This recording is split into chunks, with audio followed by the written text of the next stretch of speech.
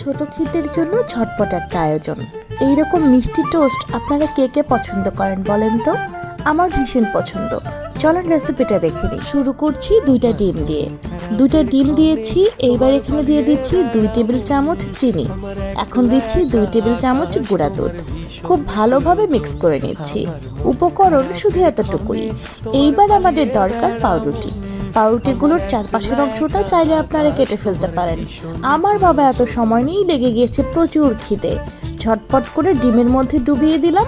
ডিম থেকে তুলে তেলের মধ্যে গড়াগড়ি দিয়েই নামিয়ে নিব। তবে খেয়াল রাখবেন ভাজার সময় চুলার আঁচটা মিডিয়াম টু লো হিটে রাখার জন্য, কারণ এইটা খুব দ্রুত ভাজা হয়ে যায়।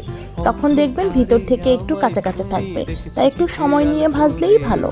খেতে এত মজা, মাঝরাতেও যখন হুটহাট ক্ষুধা লেগে যায় এরকম ছোট ছোট সলিউশন তো মাথায় রাখতেই হয়। কি বলেন আপনারা? আল্লাহ হাফেজ।